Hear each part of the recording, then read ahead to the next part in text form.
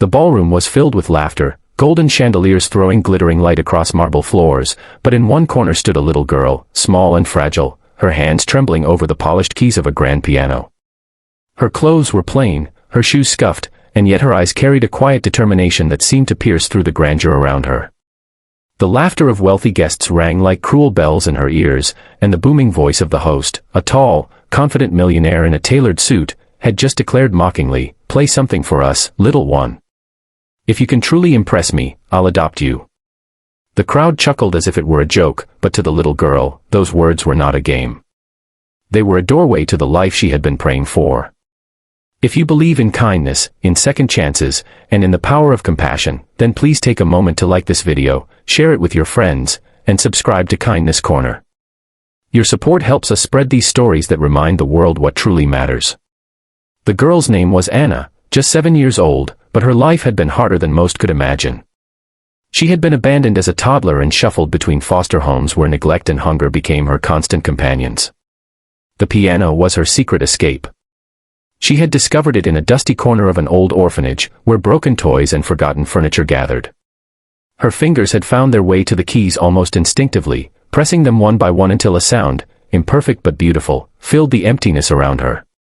From that moment, music became her language, the only way she could pour out the feelings she was too young to put into words. Now, here she was, standing in front of men and women who saw her as little more than a spectacle. Her heart pounded, and she wondered if she even deserved to sit at the piano in this glittering room. The millionaire who had spoken those words, his name was Alexander Gray, was known for his arrogance as much as his wealth. He wore success like armor, always amused by the desperation of those beneath him. He had only meant to tease her, to entertain his guests with a show of cruelty disguised as humor. But Anna didn't see it that way. For her, it was a chance. As her small hands hovered above the keys, she remembered the countless nights she had spent practicing with nothing but moonlight to guide her. She remembered how the nuns at the orphanage would sometimes hush her because she played too late, but she couldn't stop. Music was the only thing that made her feel alive. And now, with everyone watching, her soul demanded to be heard. At first, her fingers stumbled. A wrong note echoed, and someone in the crowd laughed. Alexander leaned back in his chair, smirking, but then something shifted.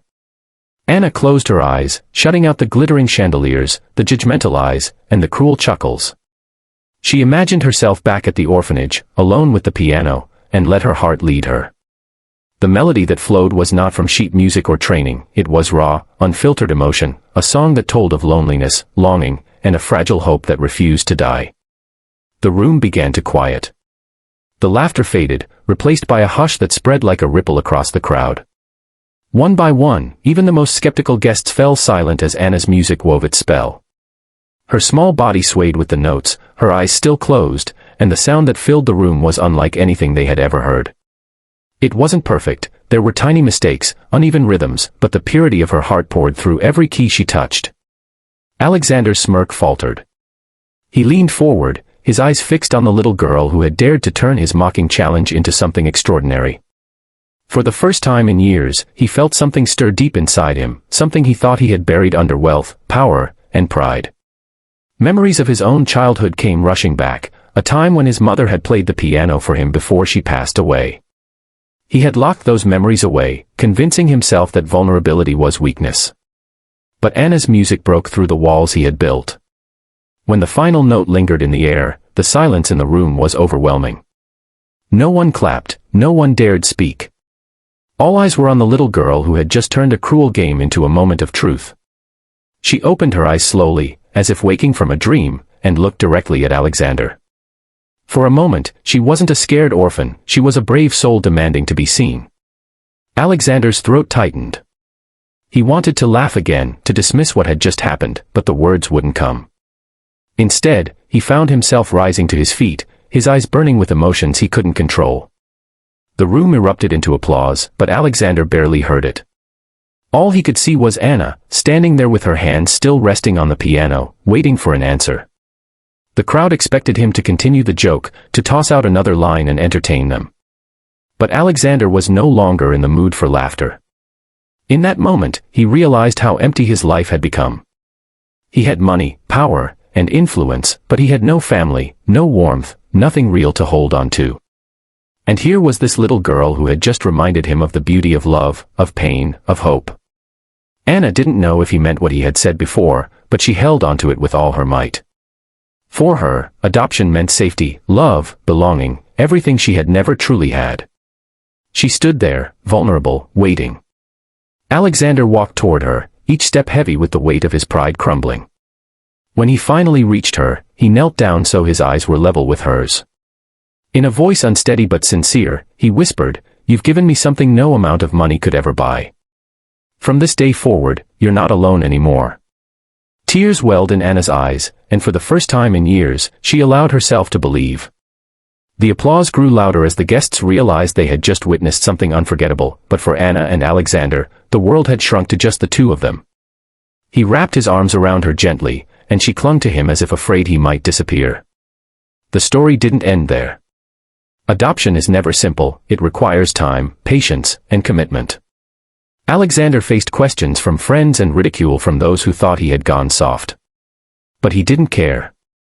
For the first time in his life, he had a purpose beyond wealth. Anna, too, had to adjust.